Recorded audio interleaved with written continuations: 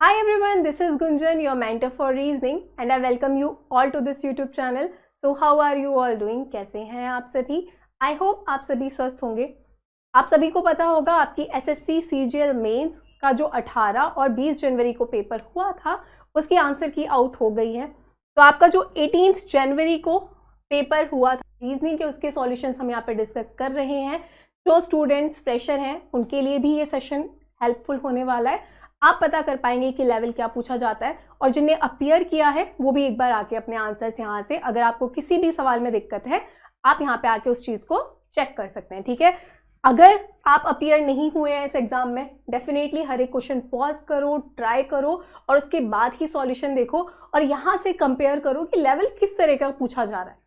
ठीक है, हमेशा ही आपको क्या बोला जाता है, हमेशा चाहे पेड सेशन हो, बेसिक सेशन हो या फिर आपका फ्री सेशन भी होता है यूट्यूब पे, हमेशा बोला जाता है प्रीवियस ईयर क्वेश्चंस आप पहले करें, उसके बाद ही आप आगे बढ़ें। ठीक है, बेसिक इंपॉर्टेंट है, अगर बेसिक आते हैं तो आपके सवाल नहीं रुकेंगे। क्लियर है ये बात?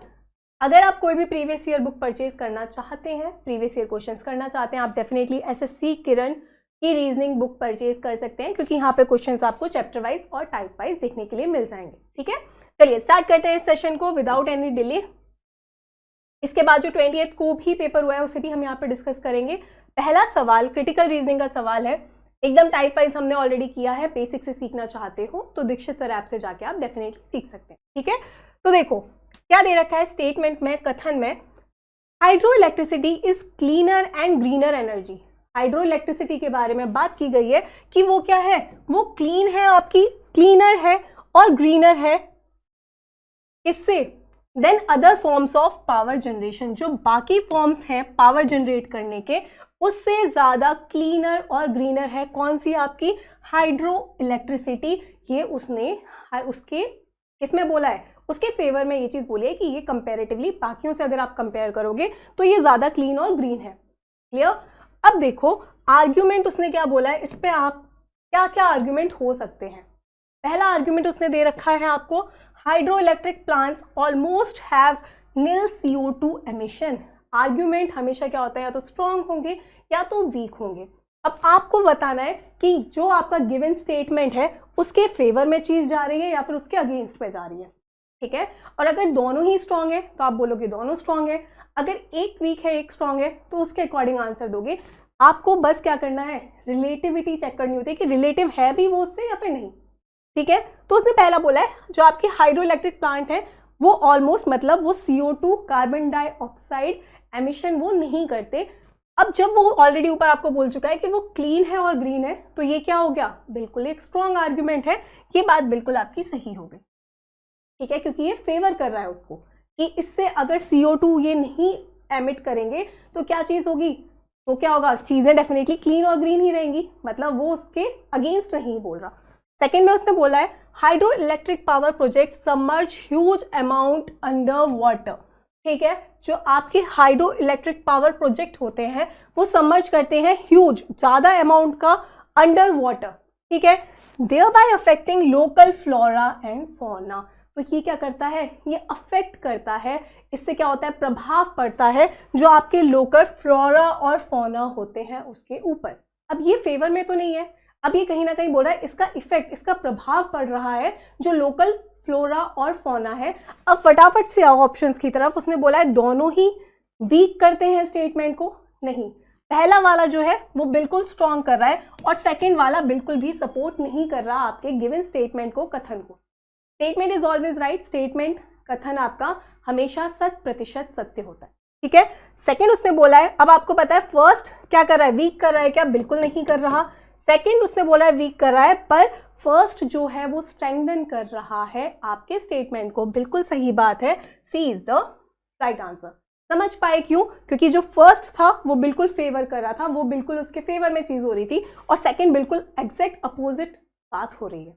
ठीक है, तो आपका क्या है, सेकेंड वाला वीक कर रहा है और फर्स्ट वाला स्ट्रॉन्ग कर रहा है जो आपका गिवन स्टेटमेंट है उसे। अब देखो ये सवाल आपके 3-3 मार्क्स के लिए पूछे जाते हैं, इसलिए बोलते हैं बेसिक्स क्लियर है तो क्या करोगे, कितना समय लगना चाहिए इस सवाल में। उसने बस जैसे बोला है बनाते जाओगे।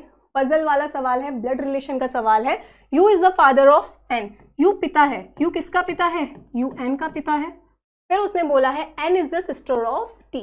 एन कौन है? एन बहन है। किसकी बहन है? टी की बहन है। T is the wife of I. T पत्नी है। टी किसकी पत्नी है? टी आई की पत्नी है, तो आई पति ही होगा। गलती से भी हर बार मैं बोलती हूँ ये नहीं सोचना, आपका जो सिलेबस है वो बिल्कुल आपके प्राचीन तरीके पर निर्धारित है। यहाँ पे ये नहीं सोचना कि लड़के लड़कों की शादी हो सकती है, लड़की लड़कियों की शादी हो सकती है। जेंडर अगर एक पति है तो दूसरा पत्नी ही होगा, और एक पत्नी है तो दूसरा पति ही होगा। ठीक है। फिर उसने बोला I is the son of L. I बेटा है। आई किसका बेटा है? आई एल का बेटा है, तो एल ऊपर हो गया। एल का नहीं पता हमें कि वो माता है कि पिता है। फिर उसने बोला है बस यहाँ पे आपका सवाल खत्म हो गया। एल का जेंडर हमें बिल्कुल नहीं पता। How is you related to L? U का क्या रिश्ता है एल से? अब आपको जाना है, एल से बताना है कि यू का क्या रिश्ता है। लंबे लंबे जब आपको दिखाई देते हैं अपने ऑप्शंस, तो फटाफट आपको पता है एल से जाना है यू तक। एल का जो बेटा है, एल का जो बेटा है उसकी जो पत्नी है उसके पिता है यू। क्लियर है? क्योंकि आपको पता है एक एन बच्चा है, तो अगर एन की बहन है टी, तो दोनों के पेरेंट है यू। ठीक है। तो आपको पता है एल के कौन हो गए? Sons, wives, father. कहाँ दिखाई दे रहा है? ए में दिखाई दे रहा है। ए इज द राइट आंसर। बढ़े आगे। अगला सवाल। तो इस तरह के सवालों में ज्यादा समय नहीं लगना चाहिए आपको। फटाफट से बताओ कहाँ छुपा हुआ है, क्या करते हैं। रोटेशन अलाउड जब नहीं है, आपको पता है सर्कल और ये जो आपका रोम्बस है ये आपको साथ में दिखना चाहिए। यहां से कुछ लाइन इस तरीके से जानी चाहिए। तो आपको जैसे ही यहाँ पे सर्कल दिखेगा, आपको पता है यहाँ पे लेफ्ट में तो कोई लाइन ही नहीं है, गलत हो गया। सर्कल में क्या है? नीचे की तरफ लाइन आ रही है, ये चीज भी आपकी क्या हो गई? गलत हो गई। सर्कल से देख लो, रोटेशन उसने जब बोला है कि नहीं हो सकता, क्लियरली कहाँ दिखाई दे रहा है? डी में। कैसे जाओगे? देखो यहाँ पे ये जाओगे तो आपको बिल्कुल अपना डी ऑप्शन में ये फिगर छुपा हुआ दिखाई दे रहा है। हाइड एंड सीक वाली सिचुएशन होती है बस यहाँ पे। अगेन 2 से 3 सेकंड वाला सवाल। उसने आपसे पूछा क्या है? उसने बोला है find the letter marked on the face opposite to the face T. T के अपोजिट क्या होगा? बेसिक रूल पता है कि नहीं पता डाइस के? आपको पता है जो फेसेस साथ में है वो अपोजिट नहीं होते। ठीक है। तो टी के साथ कौन सा है? टी के साथ वी हमें दिखाई दे रहा है, क्यू हमें दिखाई दे रहा है, हमें एस दिखाई दे रहा है, यू दिखाई दे रहा है। वी के अपोजिट उसने बोला आपसे टी के अपोजिट। टी के अपोजिट खुद टी तो होगा नहीं। ठीक है। तो ये भी आपको पता है कि ये सब तो नहीं हो सकते। कितने फेस हो गए? 5 फेस हो गए। जब 5 फेस नहीं हो सकते, सिर्फ एक फेस बचा है। कौन सा है? ऊपर से ढूंढने की जरूरत नहीं है, ऑप्शन की तरफ आओ। ठीक है। ऑप्शन में आपको दिख रहा है पी यू एस वी, आपको दिखाई दे रहा है पी। पी बिल्कुल इनमें नहीं है, तो पी ही आंसर होगा। आगे चेक करने की भी जरूरत नहीं है। अगर फर्स्ट आंसर आपका पी नहीं होता तो आप देखते यू एस वी, आपको दिखाई दे रहा था यू भी साथ में है, एस भी साथ में है, वी भी साथ में है। जो फेसेस साथ में है वो अपोजिट नहीं होंगे। ठीक है। जो फलक साथ में है वो विपरीत नहीं होते। क्लियर? चलो अगला सवाल देखो। इस तरह के क्वेश्चंस अगर आपको एग्जैक्ट ऑर्डर पता हो, वेल एंड गुड। नहीं हो तो क्या करते हैं, हमेशा ऑप्शन से, एलिमिनेशन से आपको पता है रीजनिंग के सवाल, चाहे आप बात करें डिक्शनरी की या फिर लॉजिकल ऑर्डर की, बहुत प्यार से खत्म होते हैं। ठीक है। तो कई बार ये सोच के नहीं घबराना कि अरे हमें तो ये पूरा पता ही नहीं है। कोई दिक्कत नहीं है। अगर इतना भी पता कर पा रहे हो ना कहाँ से स्टार्ट हो रहा है, कहाँ पे एंड हो रहा है, तो आपको पता है कुछ ऑप्शन आप डेफिनेटली एलिमिनेट कर लेंगे। क्लियर? तो देखो यहाँ पे क्या देख पा रहे हो? सबसे पहली चीज delivery, finished paper, dry, pulp, press. कहीं ना कहीं पेपर बनाने की बात हो रही है, ये बात है। क्लियर है? स्टार्ट सबसे पहले कहाँ से होगा? पल्प से। जब उसमें आपने कोई भी ट्रांसफॉर्मेशन नहीं किया, पल्प या फिर लुक दी, तो बिल्कुल आपका सबसे पहले स्टार्ट आपको पता है 4th से ही होगा। ठीक है। जब प्रोसेस करोगे तो 4th से बिल्कुल स्टार्ट होगा। एलिमिनेट क्या हो गया? ये भी कट गया, ये भी कट गया। क्लियर? अब इन सब ऑप्शन में देख के बताओ, जब पूरा हो गया तो लास्ट में क्या होगा? लास्ट में डिलीवरी ही होगी, इसमें तो कोई डाउट नहीं है। सबसे लास्ट वाली चीज finished paper, dry, pulp, press. Finally जब पेपर पूरा बन जाएगा तो उसे डिलीवर ही करोगे। तो इतना पता है 4 से आपका स्टार्ट होगा और 5 से आपका एंड होगा। मतलब फर्स्ट और लास्ट में 4, 5 दिखने चाहिए, क्योंकि अपोजिट ऑर्डर में भी वो आ सकता है। ठीक है। तो 4 और 5 कहाँ दिख रहा है आपको? देखो 4 और 1 डिलीवरी करोगे लास्ट में। 4 और 1 आपको स्टार्टिंग और लास्ट में दिखने चाहिए। 4 और 1 यहाँ बिल्कुल दिख रहा है, यहाँ पे 4 और 3 दिख रहा है। यहाँ से ये गलत हो गया, बिल्कुल C is the right answer. बीच का ऑर्डर हमें पता करने की जरूरत ही नहीं पड़ी। एलिमिनेशन का थोड़ा सा हमेशा यूज़ करें आप, ठीक है। जब चीज़ें ईजी हो सकती हैं तो उसे आसान बना के ही करें। इस तरह के सवाल हम सारे के सारे डिस्कस कर चुके हैं ऑलरेडी। अगर आपने सेशंस अटेंड किए होंगे बेसिक, किसी सवाल में आपको दिक्कत नहीं आई होगी, फॉर श्योर ये चीज़ मैं आपको बता सकती हूँ। ये पैटर्न किया है या नहीं, बहुत बार रिपीट हुआ है ये। 9 से 5 हुई है वैल्यू, ठीक है। टॉप 20 भी हम जो कर रहे हैं उसमें जाके भी चेक कर लो कि ये वाले क्वेश्चन हम कर चुके हैं। इवन जो SSC किरण के हम जब टाइप वाइज चैप्टर वाइज कर रहे थे उसमें भी हमने ये सवाल डिस्कस किया है, ठीक है। 9 से वैल्यू 5 हुई है, फिर 6 हुई है, 10.5 हुई है, 23 हुई है, बढ़ती हुई दिख रही है, ये चीज़ पता है। जब बढ़ती हुई दिख रही है 5 से 6 तक जाओगे, क्या दिखाई दे रहा है, इंटू 1 प्लस 1, क्लियर है ये बात। अब 6 से 10.5 में अगर थोड़ा कन्फ्यूजन हो रहा है कि कुछ प्लस माइनस वाली चीज़ तो नहीं है, तो आपको यहाँ से डेफिनेटली पता है 10.5 से 23 तक जाओगे, कैसे जाओगे, इंटू 2 करोगे, क्या वैल्यू मिलेगी, 10.5 का डबल क्या होता है, 10 का डबल हो गया 20, और 0.5 प्लस 0.5 कितना हो गया, 1 हो गया, 21 हो गया। पर आपको वैल्यू दिखाई दे रही है 23, तो इंटू 2 प्लस 2 है, क्लियर। इंटू 1 है, इंटू 2 है, इन दोनों के बीच में कौन सा नंबर आएगा। अगर मल्टीप्लिकेशन वाली चीज चल रही है तो पहले आपको पता है इंटू 0.5 करोगे, 9 का आधा कितना होता है, 4.5 होता है, पर वैल्यू दिख रही है 5, तो प्लस 0.5 हुआ है, तो इंटू 0.5 प्लस 0.5, फिर आपको दिखाई दिया इंटू 1 प्लस 1, तो यहाँ पे बिल्कुल क्या होगा, इंटू 1.5 प्लस 1.5। फटाफट चेक करो, क्या देख पा रहे हो, 6 का आधा कितना होता है, 3, तो 1.5 कितना होगा, 6 प्लस 3 9 होगा, और बिल्कुल 9 प्लस 1.5 करोगे तो 10.5 मिलेगा। पैटर्न कंफर्म है, 0.5 1 1.5 2, तो आगे क्या होगा, 2.5 होगा, इंटू 2.5 और जोड़ोगे कितना, बिल्कुल 2.5 ही आप जोड़ोगे। तो देखो थोड़ा सा स्मार्ट वर्क करो, पूरा कैलकुलेशन करने की जरूरत है क्या, बिल्कुल नहीं है। आपको पता है 23 का डबल कितना होता है, 46 होता है, ठीक है, इतना समझ में आ रहा है। 23 का डबल 46 है, 46 के बाद आपको पता है 23 का या फिर 22 का आधा करोगे 11 मिलेगा, तो आपको पता है 46 प्लस 11 करोगे कितना मिलेगा, 57 मिलेगा, और 57 में कोई बहुत बड़ा नंबर ऐड नहीं हो रहा, तो 57 में कुछ प्लस होगा, कहाँ तक जाओगे, 60 के बाद आपको वैल्यू डायरेक्ट दिखाई दे रही है 80 तक तो नहीं पहुंचोगे ना, बिल्कुल B is the right answer. थोड़ा अगर आप चाहो तो इस तरीके से भी कर सकते हो, अदरवाइज अगर आप इंटू 2.5 2.5 गुना करके 2.5 जोड़ोगे तो भी वैल्यू 60 ही आएगी, क्लियर। बढ़े अगले सवाल की तरफ, चलो जल्दी से बताओ। देखो इस तरह के क्वेश्चन पूछे जा रहे हैं, इसलिए हमेशा आपसे बोला जाता है पहले प्रीवियस ईयर क्वेश्चन करें, वहां पे हर एक टाइप आपका कवर कराया गया है जितने अभी तक आपके पूछे गए हैं, ठीक है।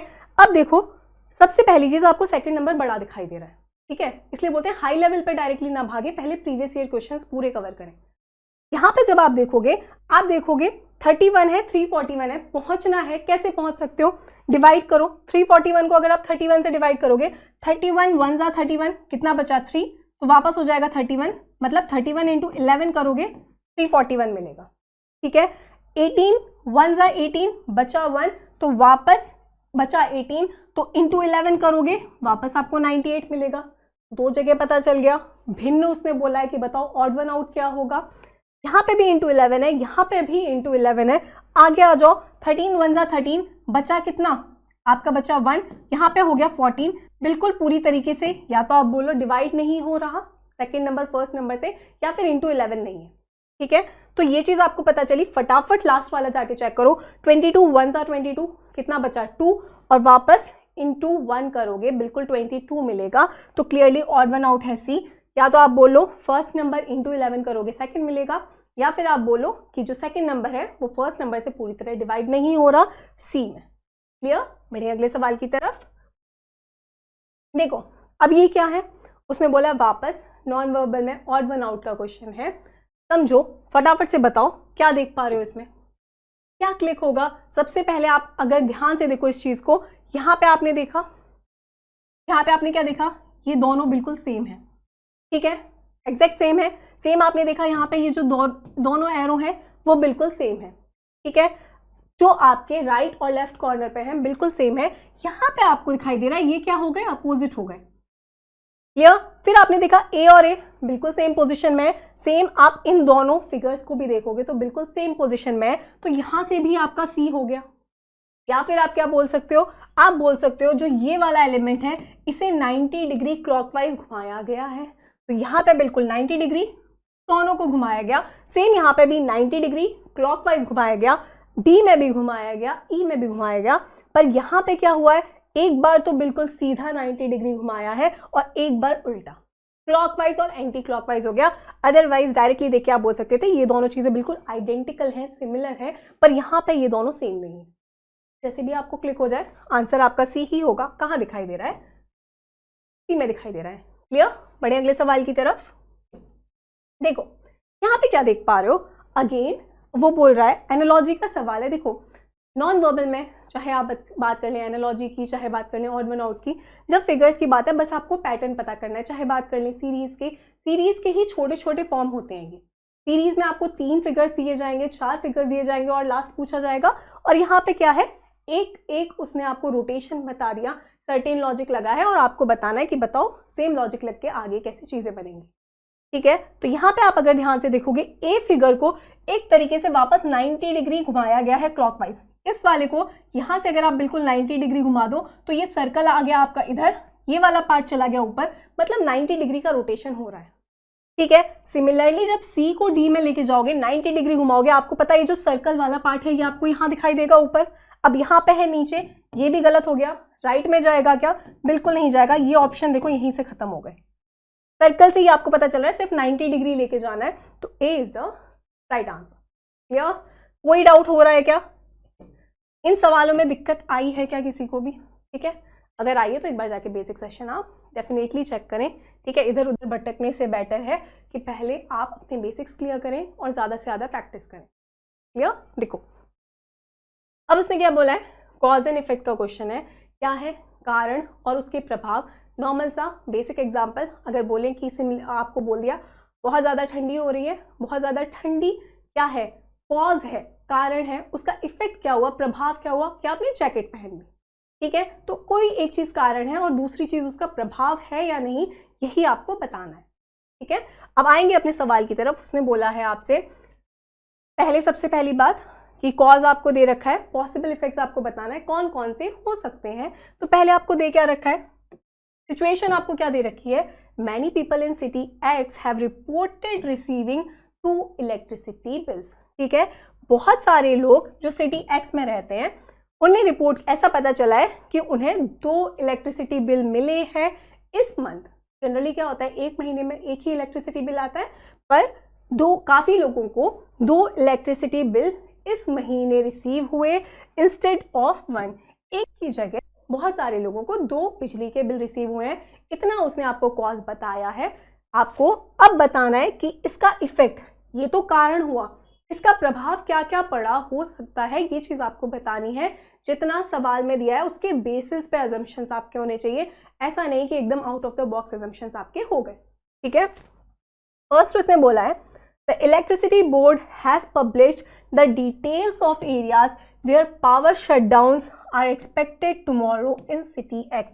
वो बोल रहा है जो इलेक्ट्रिसिटी बोर्ड है उसने पब्लिश की है डिटेल्स एरिया की कि अगले दिन जहां जहां पे पावर कट होगी, शट डाउन होगा, कहीं पे ये बात ही नहीं की।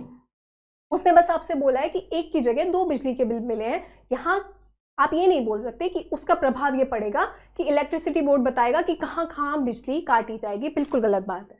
ठीक है, सेकेंड उसने बोला है the municipal commissioner of city x has clarified that the technical glitch which led to multiple electricity bills being generated would be resolved within 48 hours। ये बात बिल्कुल सही है कि वहाँ के जो आपके म्यूनिसिपल कमिश्नर हैं उसने क्लैरिफाई किया है कि ये जो चीज़ है, ये जो गलती हुई है, इसे बिल्कुल 48 आवर्स में रिजॉल्व कर दिया जाएगा, सॉल्व हो जाएगी ये प्रॉब्लम।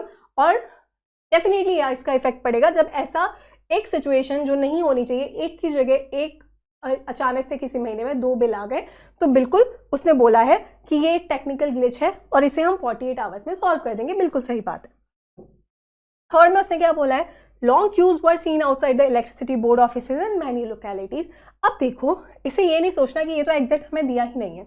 अब आप अगर एक बिल की जगह आपके पास 2 बिल आ गए तो डेफिनेटली कुछ जो लोकेलिटी थी वहाँ पे ये चीज़ हो सकती है कि बहुत सारे लोग वहाँ पे जो आपके इलेक्ट्रिसिटी बोर्ड है उसके बाहर आके खड़े होंगे कि भाई ये चीज़ कैसे हो गई, एक बिल की जगह 2 बिल आए हैं। तो ये बात भी बिल्कुल आपकी सही है, ठीक है। तो ये भी इसका बिल्कुल प्रभाव होगा। तो क्या हो जाएगा, सिर्फ 2 और 3 आपका सही है। कहाँ पे दिखाई दे रहा है, both 2 and 3 are possible effects.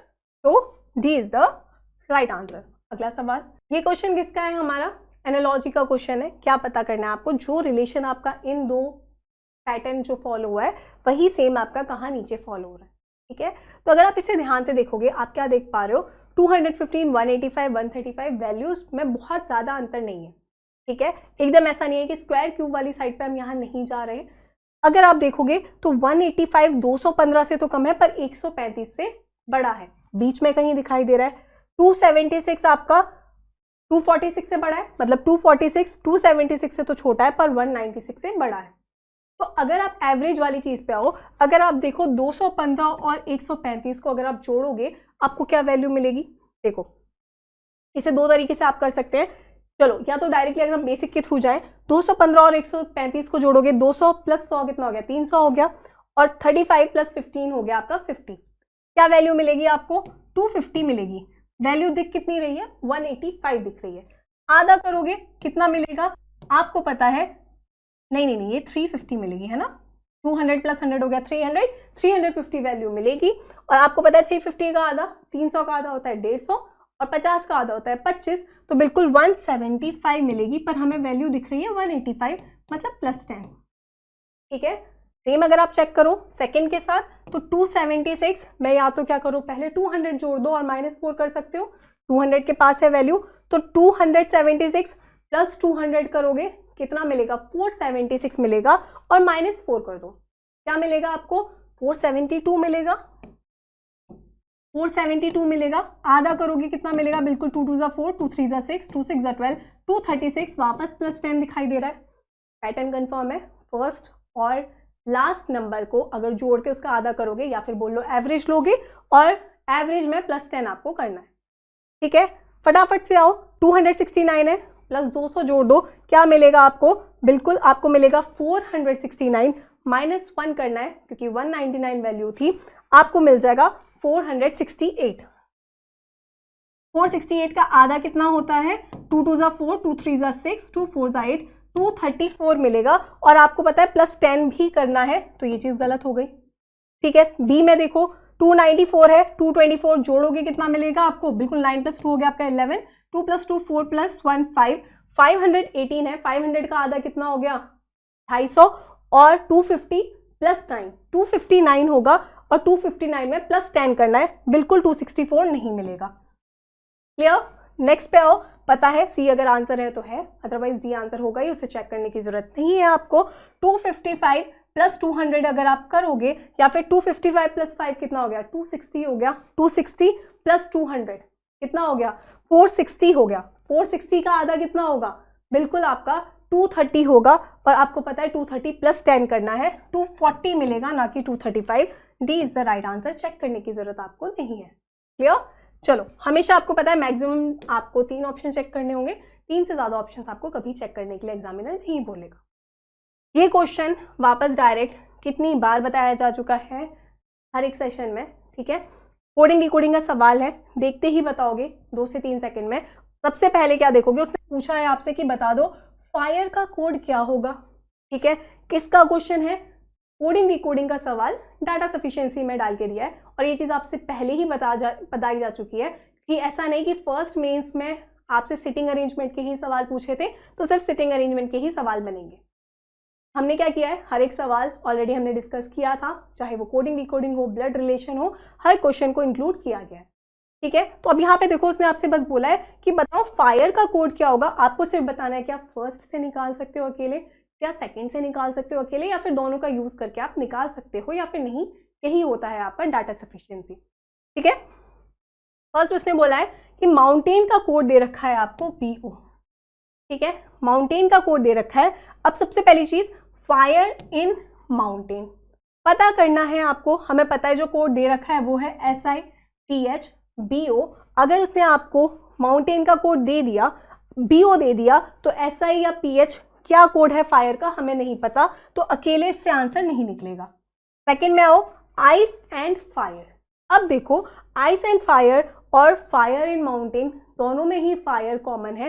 यहाँ पे आपको कोड निकालने की जरूरत नहीं है, आपको पता है, सिर्फ अगर आपको कंसेप्ट पता है, डाटा सफिशिएंसी में हमें पता है कि हमें आंसर निकाल के उसे नहीं बताना, हमें सिर्फ पता होना चाहिए कि हम आंसर निकाल सकते हैं या फिर नहीं। तो बताओ आइस एंड फायर है, फायर इन माउंटेन है, दोनों में कॉमन सिर्फ फायर है, तो दोनों में सिर्फ फायर का कोड ही मिल पाएगा। तो सेकंड से बिल्कुल आप अकेले जवाब निकाल सकते हैं, पर फर्स्ट से नहीं निकाल सकते।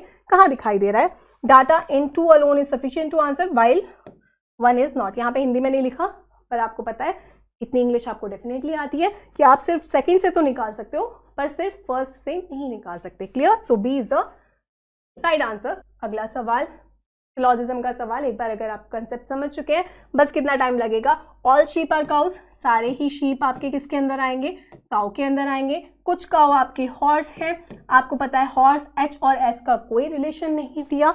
ऑल हॉर्सेज आर जैकाल्स, सारे ही हॉर्सेज आएंगे जैकाल्स के अंदर। बस सवाल खत्म। निष्कर्ष फटाफट से देखोगे, कुछ जैकाल आपके काउ हैं, कुछ जैकाल आपके काउ हैं, बिल्कुल है। ये वाला जो पार्ट है आपको पता है, हॉर्स का कुछ हॉर्स काउ हैं, तो ये वाला पार्ट बिल्कुल कॉमन है।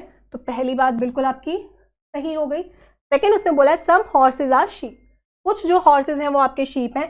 हॉर्स और शीप का कोई रिश्ता उसने नहीं बताया, हो भी सकता है नहीं भी हो सकता है, संभावना बोलता तो बिल्कुल सही बात थी, पर वो डायरेक्ट आपको निष्कर्ष बता रहा है, तो गलत हो गया। Only one follows, D is the right answer.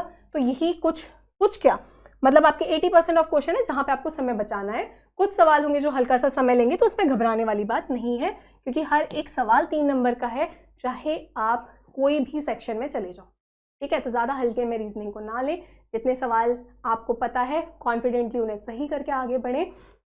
ऐसा नहीं कि सिर्फ वहाँ पे भी एक एम्बिग्यूटी आ गई कि यार ये सही था कि गलत। ठीक है, तो देखो ये भी अगेन देखते ही होने वाला सवाल, ऑप्शन के थ्रू हम इसे खत्म करेंगे। पूरा मिरर इमेज हमें बिल्कुल नहीं बतानी। सबसे पहले 2 हमें दिखेगा कि 2 की ही इमेज सबसे पहले आएगी।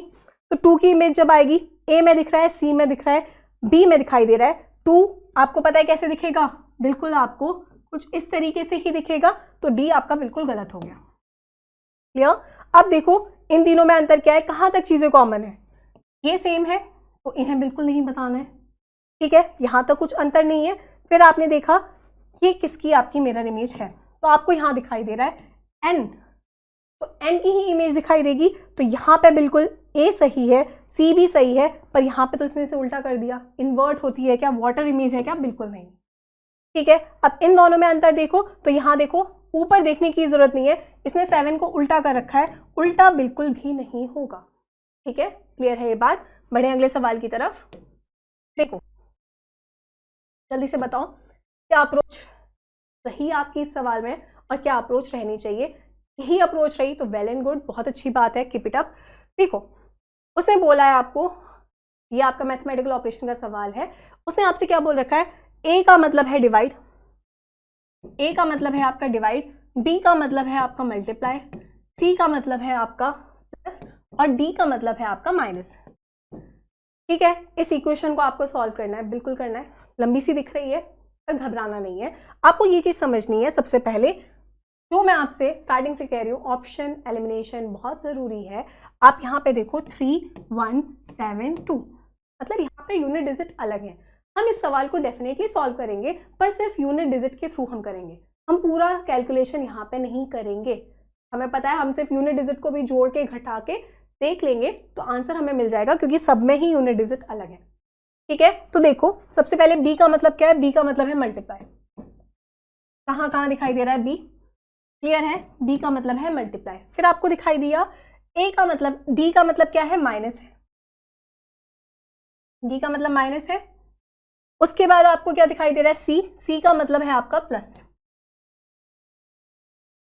सी का मतलब है आपका प्लस, और ए का मतलब क्या है आपका, ए का मतलब है आपका डिवाइड। अब डिवाइड वाली चीज आपको बिल्कुल करनी है पूरी। क्लियर? अब देखो हम क्या करेंगे, हमें पता है 55 इंटू 5, 5 5 करेंगे 25 मिलेगा, यूनिट डिजिट हमें मिलेगी यहाँ पे 5।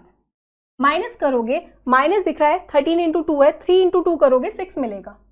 आगे बढ़ते हैं, प्लस दिखाई दे रहा है 14 डिवाइडेड बाई 7 2 मिलेगा। उसके बाद क्या दिखाई दे रहा है, माइनस वापस 15 इंटू 5 है, यूनिट डिजिट 5 इंटू 5 बिल्कुल 25 मिलेगी, तो 5 दिखाई देगा।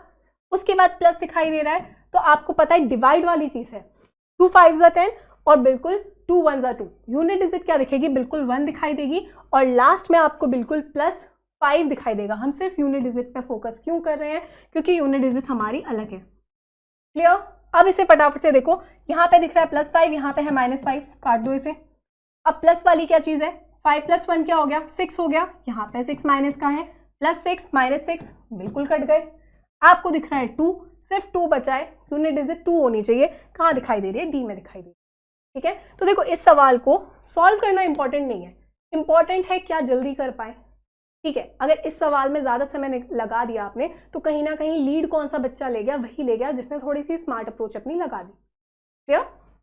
देखो अब ये क्या है, वापस आपका डाटा सफिशिएंसी का सवाल है। क्या करोगे, बस आपको देखना है क्वेश्चन में पूछा गया क्या है, उसके बाद आप कहाँ से अपने जवाब को निकाल सकते हैं।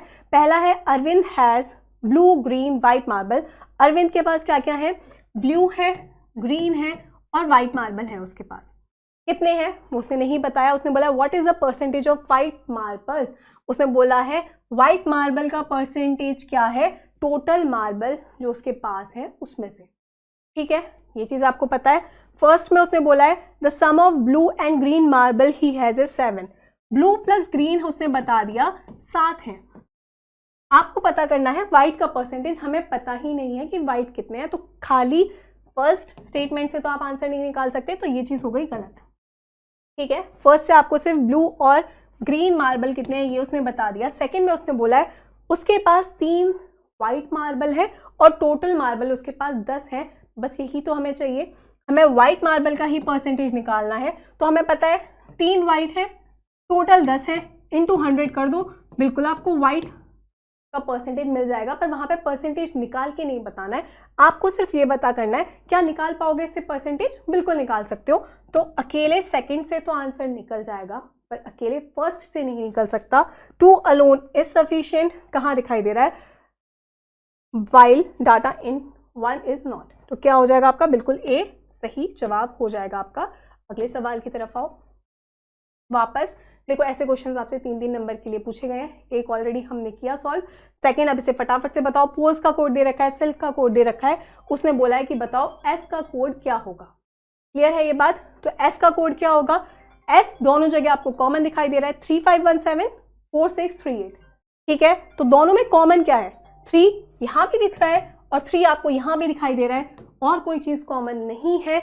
बाकी आपको दिखाई दे रहा है 517 और यहाँ पे दिखाई दे रहा है 468। तो क्या हो जाएगा, बिल्कुल एस का कोड आपका 3 होगा। कहाँ दिखाई दे रहा है, सी में दिखाई दे रहा है। क्यों होगा, क्योंकि पोज और सिल्क में सिर्फ एस ही कॉमन था, तो कॉमन के अकॉर्डिंग हमारा कोड निकल जाएगा। बिल्कुल C is the right answer. Clear? बढ़े अगले सवाल की तरफ।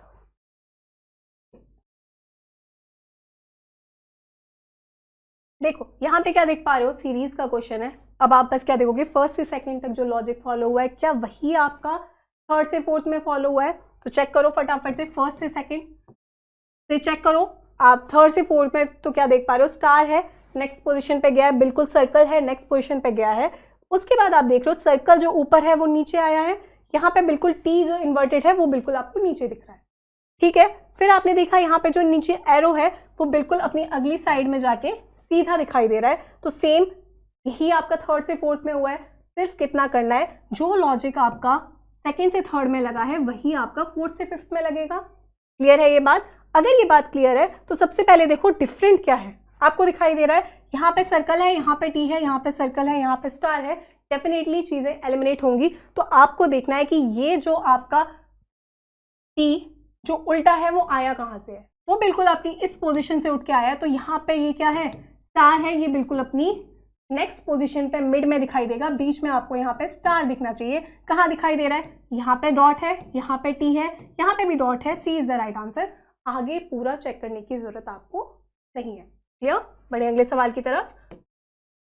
देखो सिटिंग अरेंजमेंट का सवाल है, बिल्कुल फटाफट से बताना है इसका आंसर। कितना समय लगेगा इसे बनाने में। उसने बोला each PQRSTUV has their exam on a different day of week starting from Monday ending on Sunday. बस यहाँ पे इंपॉर्टेंट क्या है, मंडे से शुरू हो रहा है, संडे में खत्म हो रहा है।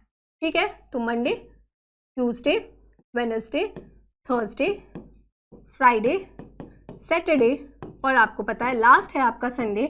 अपनी सेफ्टी के लिए हम क्या करेंगे, बिल्कुल 2 कंडीशंस के लिए जगह यहाँ पे छोड़ देंगे। क्लियर? फिर उसने आपसे क्या बोला है, only 2 persons, Q has his exam on Saturday. Q का एग्जाम कब है, क्यू का एग्जाम सैटरडे पे है, ठीक है। फिर उसने बोला only 2 persons have their exam between S and Q, S और क्यू के बीच में 2 लोगों का एग्जाम है, तो क्यू 2 छोड़ के एस ऊपर ही आ पाएगा। फिर उसने बोला R has his exam before S, R का एग्जाम एस से पहले है पर किसके बाद है, पर पी के बाद है। आपको पता है एस के ऊपर 2 ही जगह खाली है, तो आर एस के ऊपर बिल्कुल क्या आएगा, एस के ऊपर आर आएगा, आर के ऊपर आपका पी आ जाएगा। क्लियर? फिर उसने आपसे बोला है you has his exam just after T, you का एग्जाम तुरंत बाद में है टी के, ठीक है, मतलब यू और टी साथ में आएंगे, एक ही जगह खाली है, टी के नीचे यू आ जाएगा।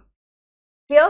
फिर उसने आपसे बोला है, बस क्वेश्चन हो गया खत्म, V has his exam on which of the following days. तो वी का एग्जाम कब होगा, यहाँ पे सिर्फ वी ही बचा है, एक ही जगह बची है, संडे को होगा। सी इज द राइट आंसर। क्या कोई दिक्कत है इस सवाल में? आई होप नहीं होनी चाहिए, ठीक है।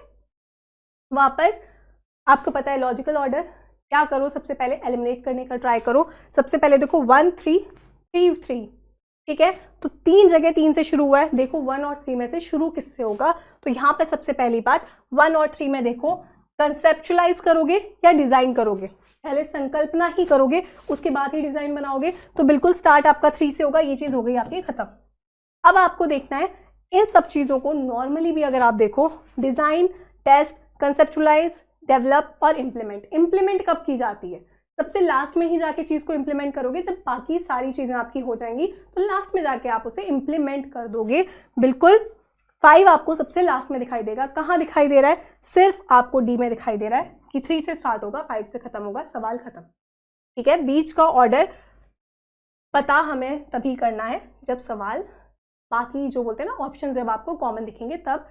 कोडिंग डिकोडिंग का सवाल बिल्कुल एनालॉजी के फॉर्म में पूछ रखा है, पोजीशन वैल्यूज अगर आपको याद है तो यहाँ पे थोड़ा सा उसने आपको खुद ही बता रखा है कि फर्स्ट में हमें यहाँ पे बी ही दिखाई देगा, क्योंकि चारों जगह आपको बी दिखाई दे रहा है, तो फर्स्ट बी ही होगा।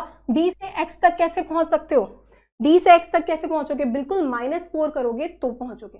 कैसे, बी -1 करोगे कितना मिलेगा, z मिलेगा, सॉरी बी -1 करोगे a मिलेगा, -2 करोगे z मिलेगा, -3 करोगे y मिलेगा, रिवर्स में जाना है, -4 करोगे बिल्कुल x मिलेगा, ठीक है। तो सेम आपको पता है s की पोजीशन वैल्यू 19 है, -4 करोगे 15 मिलेगा, किसकी पोजीशन वैल्यू है, o की पोजीशन वैल्यू है, डी ऑप्शन आपका कट गया।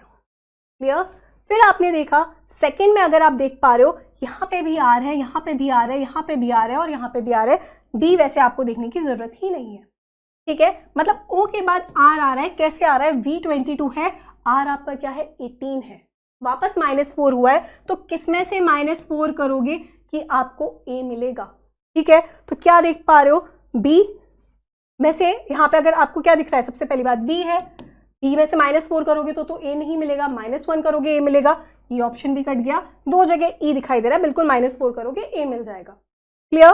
अब यहाँ पे क्या देख पा रहे हो, BEJ कॉमन है, ठीक है, तो यहाँ पे आपका लास्ट में J ही आएगा, वापस आपको F दिखाई दे रहा है, -4 हुआ है, तो A में से क्या करना है, A में से वापस -4 करना है, क्या मिलेगी आपको वैल्यू, क्लियरली यहाँ पे देखो, एक जगह आपको दिख रहा है P और एक जगह आपको दिख रहा है W, पता है A से अगर आप नॉर्मली भी सोचो -4 करके तो 16 तक नहीं जाओगे ना, ठीक है, कहाँ तक जाने वाले हो, -1 करोगे तब आओगे आप 26 पे, 25 24, मतलब 16 तक जाने के लिए -4 तो डेफिनेटली नहीं करना, तो ये चीज भी आपकी खत्म हो गई। सी इज द राइट आंसर। क्या लॉजिक फॉलो हुआ था, बस फर्स्ट -4 हमें हर जगह दिखाई दे रहा है, बस -4 का लॉजिक यहाँ पे अप्लाई हुआ है आपका, ठीक है। अगला सवाल देखो, उसने बोला है कितने मीनिंगफुल वर्ड बन सकते हैं, किससे, 1 3 6 और 7 से, कौन से जो वर्ड दिया आपको रिकॉग्नाइज है, तो फर्स्ट वर्ड आपका कौन सा है, बिल्कुल आर है।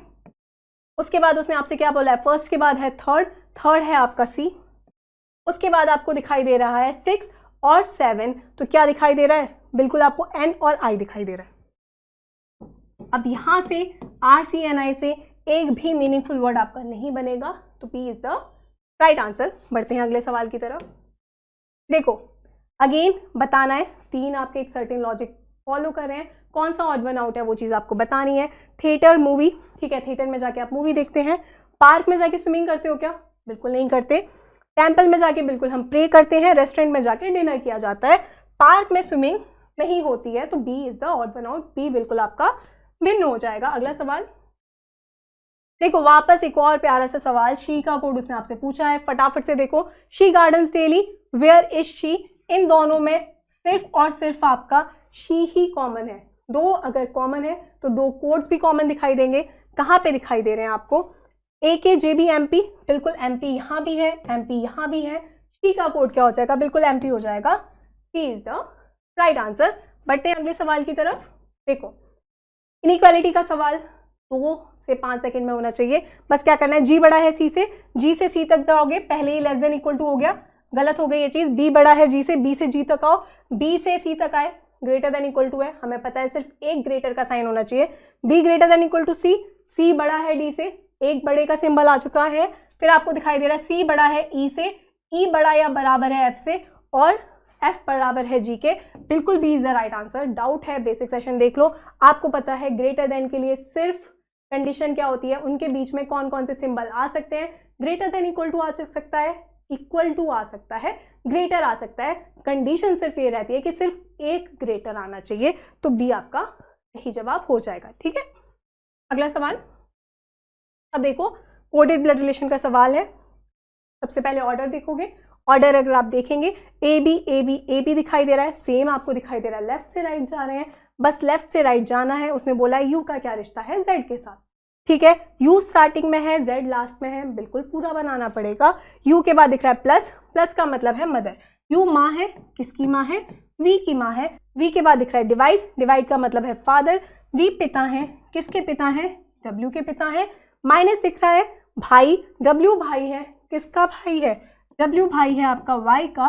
और वाई के बाद दिख रहा है मल्टीप्लाई, मल्टीप्लाई का मतलब है वाइफ, वाई पत्नी है। वाई किसकी पत्नी है? जेड की पत्नी है, तो जेड पति ही होगा। वी का एक बच्चा डब्ल्यू है, तो एक वाई है। उसने बोला है आपसे यू का क्या रिश्ता है जेड के साथ, how is you related to Z. तो जेड के कौन है?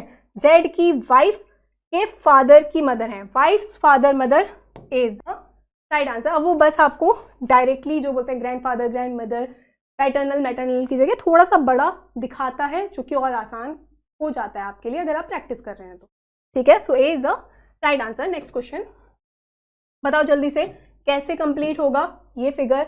सबसे पहली चीज आपको पता है चारों पार्ट हैं, बिल्कुल इस वाले पार्ट की मिरर इमेज आपको यहाँ दिखेगी। तो सबसे पहले से कंप्लीट करने के लिए यहाँ पे सर्कल दिखाई देगा, ठीक है। तो 1/4 क्वार्टर आपको सर्कल दिखाई देगा। यहाँ पे लाइन गई है क्या कहीं पे भी? बिल्कुल नहीं गई, ए गलत हो गया।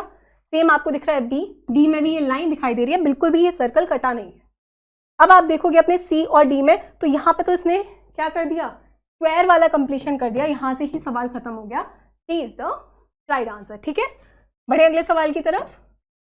देखो उसने बोला है हर एक डिजिट को अरेंज किया गया है असेंडिंग ऑर्डर में, लेफ्ट से राइट में, बढ़ते हुए क्रम में। तो उसने बोला है बताओ कितनी डिजिट आपकी नहीं बदलेंगी।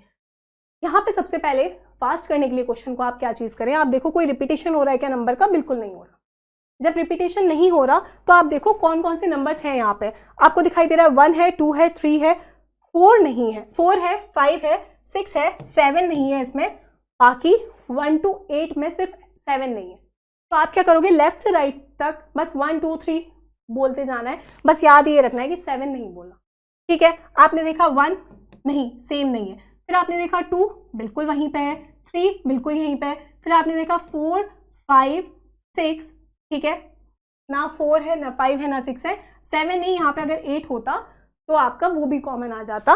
तो आपको दिखाई दे रहा है सिर्फ 2 नंबर हैं जो अपनी सेम पोजीशन पे रहे, तो क्या हो जाएगा 2। क्या बोला है मैंने, लिख के भी अगर देखोगे तो किस तरीके से अरेंज होंगे, 1 2 3 4 5 6 8, इस तरीके से ये नंबर आएंगे असेंडिंग ऑर्डर में। लिखने की जरूरत नहीं है अगर रिपीटिशन नहीं होता, सिर्फ ध्यान इतना रखना है आपको कि कौन सा एक नंबर उसने स्किप किया है, ठीक है। नेक्स्ट क्वेश्चन देखो, अगेन इसे जल्दी से उसने आपसे बोल क्या रखा है, इन्फ्रेंस का सवाल है।